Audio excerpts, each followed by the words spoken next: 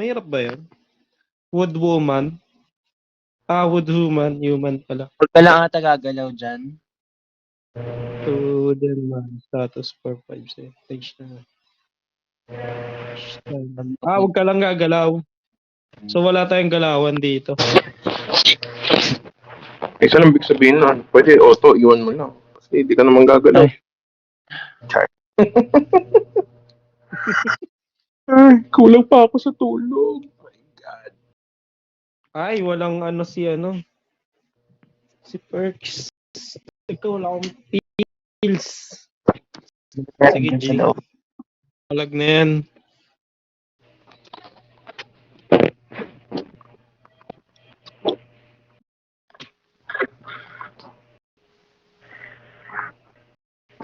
Ay, may count.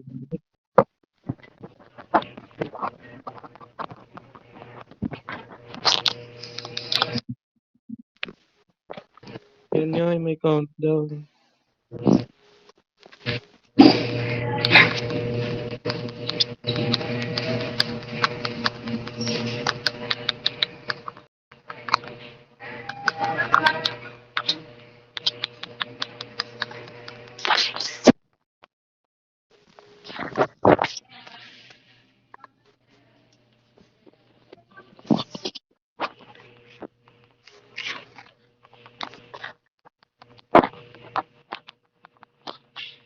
Ano itong countdown? Yung wood? What to? Ano ba, during countdown, wag ka gagalaw. After ng count, kung nag-zero, wag ka gagalaw. Wag na lang talaga gumalaw. Tigas ah. During countdown. Uy, asa na yun? Yung natira ba?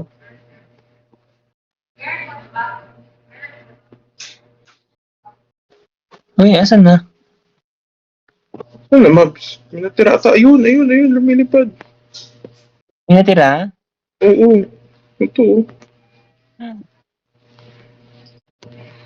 Ayun, ayaw ko dito. Yung lilipad-lipad.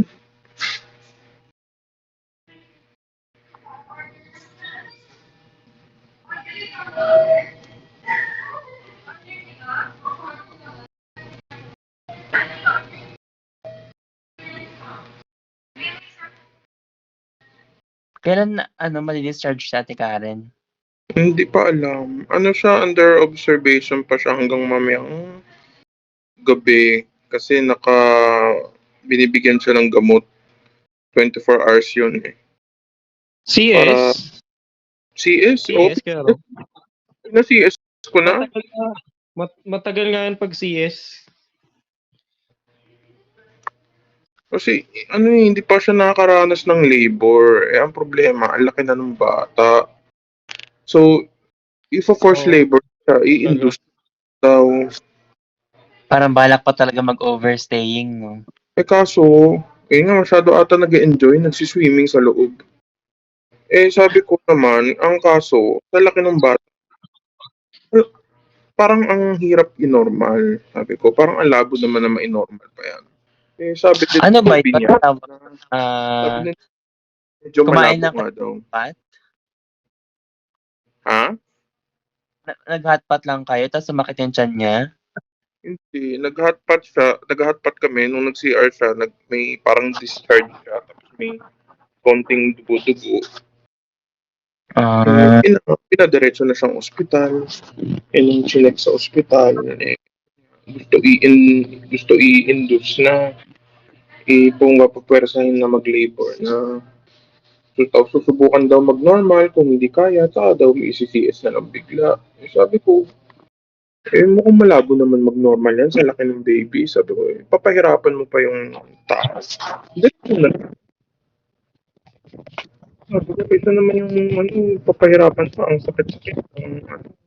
Susubukan pa niya mag-normal, tapos CS din naman. Nadoble pa, normal pa.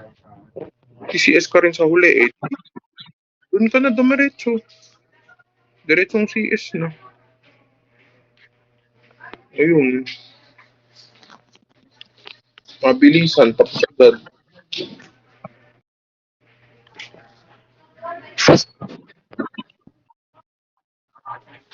Okay. Minsan kahit hindi na mag-ano,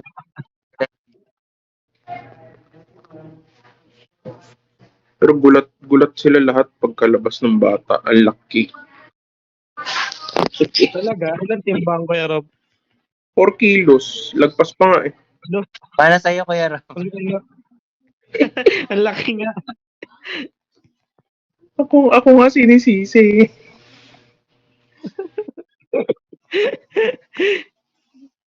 Eh, usually daw, kaso hypertensive si Karen eh. Usually nga daw, pag may hypertension yung nanay, dapat maliit yung bata. Pero bakit daw ito? So, tinest siya sa blood sugar kasi baka naman daw mataas ang blood sugar. Eh, hindi rin naman. Normal din naman daw.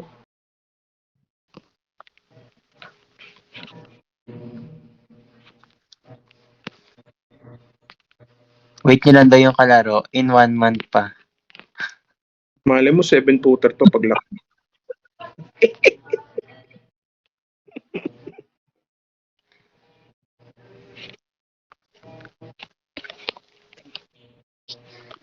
Wait nyo na yung girl na kalaro.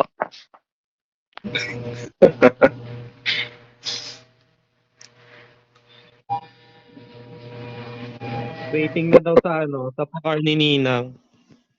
Ay, oo. O yung Toyota Corolla Cross, yung hybrid. Ano yun? Hindi ko nga alam. Yung May hybrid kotse. Sulit bumili ng hybrid ngayon kasi una, walang coding. Imagine mo yun. Ah? Totoo ba? Hybrid, walang 10 years ata o 5 years. Walang coding. Hindi kasama sa number coding scheme yun ng MMDA. Oo, kaya nga bumili kami ng isa eh. Yun yung gamit nung kapatid ko sa Manila nakatira. Kasi sila talagang pag pumapasok sa common center nila, talaga nagkokotse. Mahirap kasi i-commute eh. Eh pag yung araw na na coding yung kotse nila, nagko-commute lang sila, hassle. Eh minsan late pa umuwi ganun. Kaya yun, total babalak rin naman. Ang balak sa una, bagong Fortuner. Eh, nung nalaman nga, nabalitaan nga na, uy, yung hybrid daw, wala daw coding, ganyan. Pwede yung hybrid na lang, ganyan. Sulit kasi pag Paano na ito ng kaya mo coding? gamit. Eh, dito naman kasi sa amin, ang dami Sobrang namin, liit ba? may Para walang code. palit-palit kami dito. Eh, yung kapatid ko sa Manila, iisa lang kotse niya, hawak niya doon. Sulit na walang coding yung dala-dala niya. Kaya ayun. Pero ang ganda, ang tahimik. Minsan, sinasabihan nga yung kapatid ko, pansinin mo kung nakapas pa yung makina. So, sobrang asa kasi medyo tahimik yung makina. Minsan, di mo mamalayan. Bukas pa pala yung makina mo, akala mo patay na.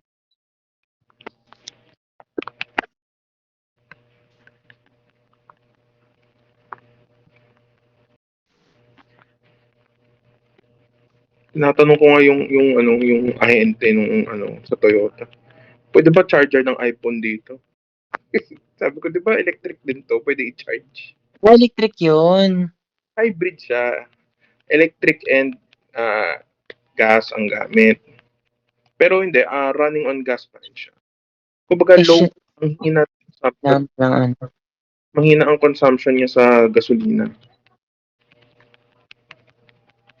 Compared to yung mga normal na vehicles natin. Siyempre, alam mo na, yung pinupush ng government na eco-friendly, ganun, hybrid kayo, mas hindi pollution, ganyan. Kaya yun yung incentive nila. Walang coding. Hindi ko alam kung 5 years o 10 years from 2023. Walang coding daw yung mga hybrid kotse. Tsaka mas mababa ata ang tax nun pag bibili ka.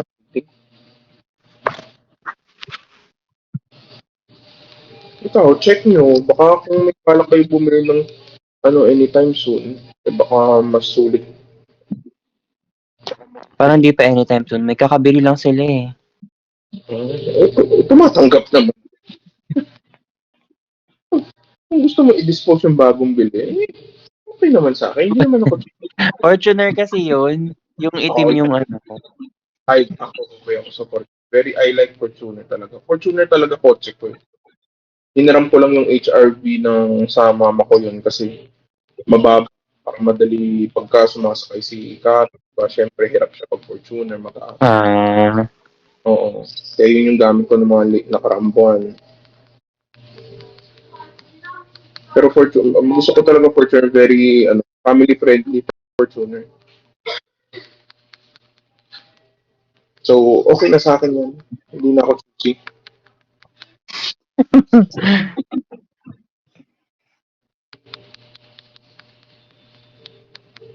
sa amin kasi pag may binenta, alam na yon may next na ano. Ikaw, ganun din sa Kasi may kinikip lang si Papa na number of ano eh, para sa parking. kami din, oo, ganun din.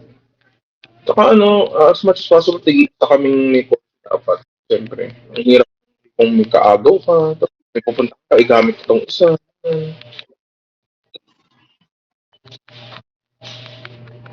Ano lang, Oh, wala akong pakialam kung sino may-ari basta kung ano yung nakalabas yun yung gagamitin ko. si Papa lang ang allowed ng multiple ng kotse.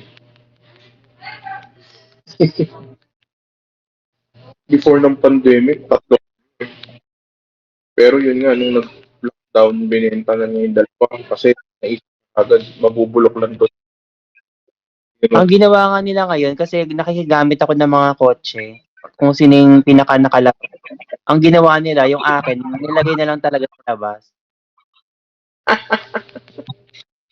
Hindi na siya nasa loob ng parking. Sa labas na ng gate.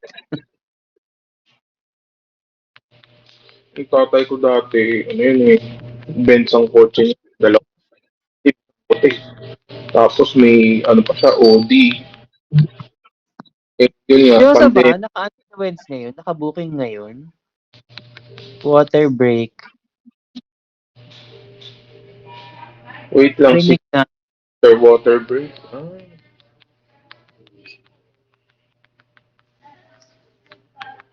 Actually, yung Audi na yun, kakabili lang.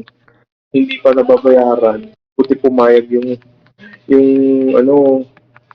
na hindi na ituloy yung transaction nung nag-pandemic.